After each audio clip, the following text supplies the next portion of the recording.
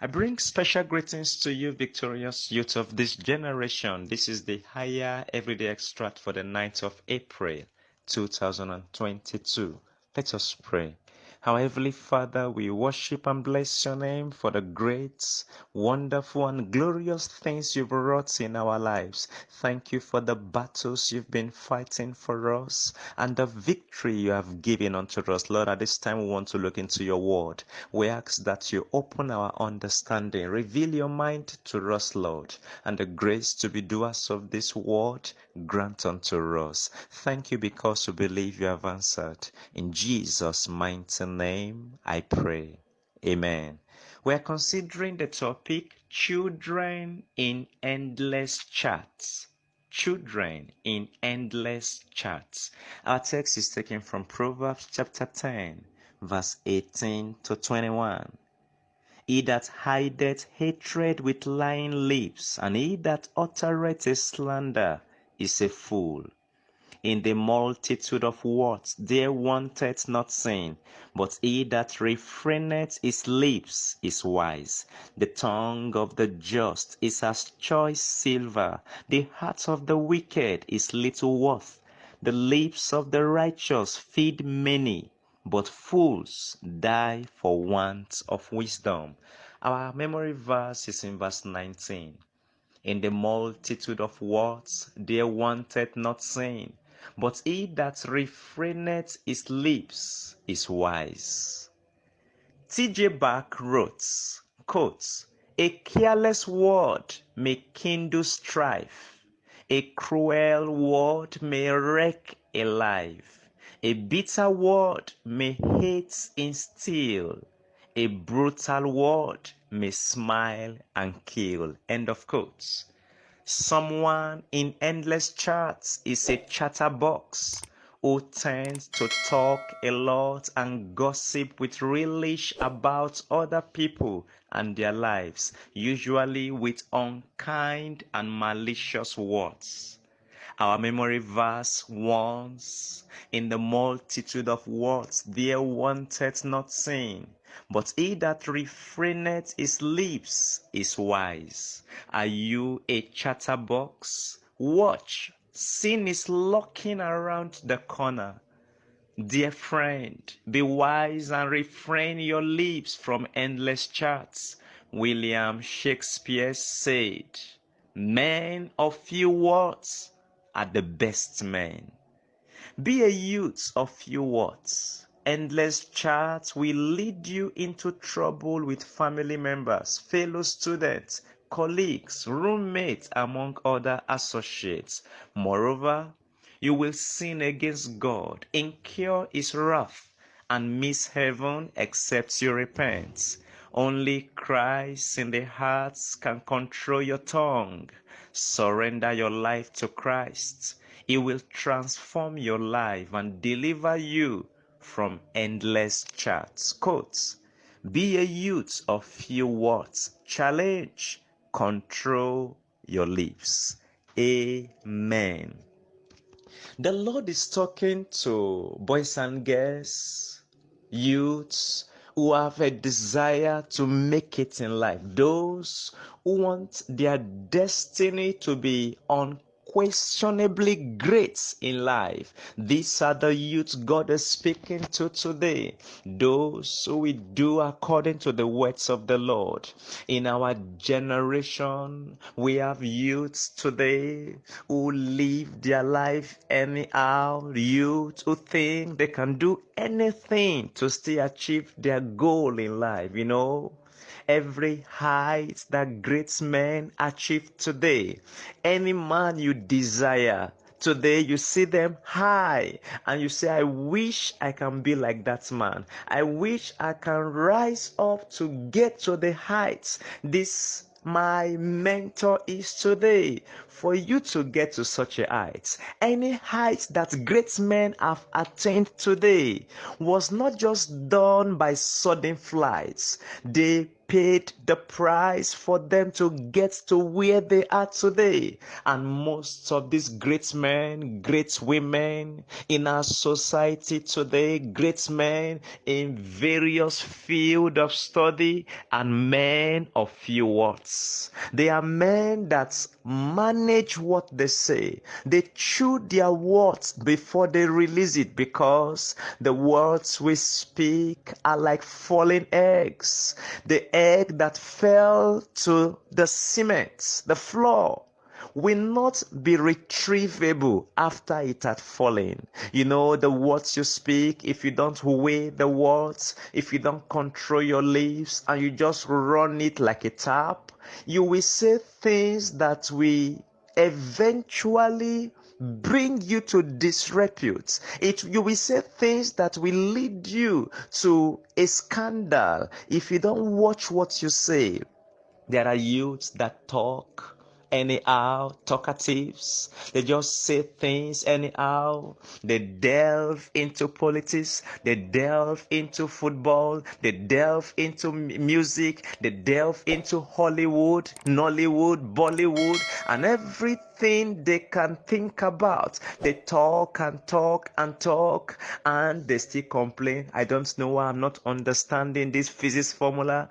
I don't know why I don't retain things in my mind. I read and I forget, but they can remember every episode of a movie. They can rehearse and remember every line on that music strip. You know why? They prioritize everything they have, all their energy, all their strength on things that are non-essential. When they have utilized their mind, utilized their brain, utilized their intellect on things that are non-essential, then when it is now time for them to study what will make them to become great in life, their mind is already filled. Their mind have been captured by these non-essentials. So when it is time for them to reproduce, exam comes, they cannot reproduce. You see them writing scanty.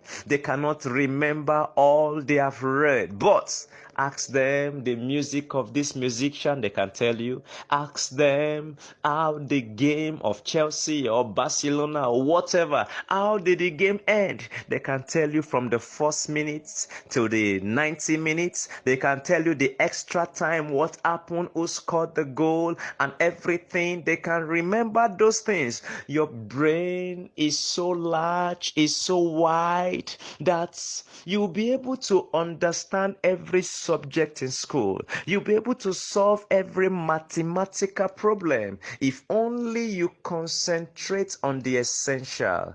Don't waste your time, waste your lives talking about things that are non-essential, but spend your time on things that will profit you. Spend your time on things that will make your destiny to be great. The lips, the tongue, the Bible says the tongue is a little member but boasteth great thing. Look at Proverbs chapter 18, verse number 21. Death and life are in the power of the tongue, and they that love it shall eat the fruit thereof. Nations go to war because of the misuse of their tongue. Destinies are destroyed because of the misuse of their tongue. Many youths have been rendered redundant in life because of the misuse of their tongue. Death and life are in the power of the tongue. How you need to pray and say, God, help me season my tongue with grace. Colossians tells us there that our tongue, our lips should be seasoned with grace. Our lips should be seasoned with the love of God, so that we will know how to answer every man when you are asked questions in the school, before you say anything, watch what you say. When you want to answer any man, before you say anything, watch what you say. You must chew your words before you release them. The Lord desires that our lips be washed in His blood at salvation, at sanctification. Your lips have been purged, your lips have been touched, your lips have been washed by the blood of the Lamb. So what you say is controlled by the Spirit of God. So if you are not yet born again, you have not been redeemed by the blood of the Lamb, your lips will not be controlled by God. Your lips will not be controlled by His word, but your lips will be controlled by the society. Your lips will be controlled by circumstances, because you are not regenerated. The Lord wants our lips to be regenerated. Remember Isaiah, when he got born again, he got sanctified, his lips was transformed, his lips was renewed by the Lord. The Lord can wash your lips, the Lord can renew your lips, the Lord can make the words that comes out from there to be words that will edify others. It will not be discouraging words, it will not be deadened words, it will be words that will encourage others, words that will lift up your brother, lift up your friend, lift up fellow believers, words that will bring life to those who are discouraged. I pray the Lord will transform your tongue, will transform your lips. From today, your lips, your tongue will be seasoned with salt, will be seasoned with grace. And the Lord Himself will control every word that comes out from your mouths in Jesus' name. Let us go before the Lord in prayers. You commit yourself to the Lord. Say, Lord, transform my life and deliver me from endless chats. Do you spend all your time chatting, saying things that are non-essential? Do you spend all your time browsing, and yet you say you want to pass that course? Yet you say you want to understand that lesson? It will be difficult when your mind is filled with non-essential. Pray and say, Lord, help me to prioritize my study.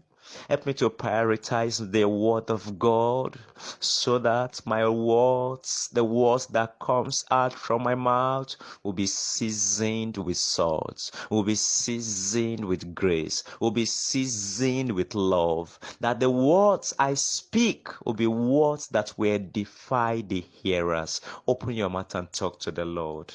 He's willing to transform you. He's willing to help you. He's willing to heal you even today. In Jesus' name we pray. Father, we thank and bless your name for your word. We ask for as many, Lord, who are asking you for a transformation of their lips, of their tongue. You will do it even today. Thank you, Father. In Jesus' name we pray. Amen.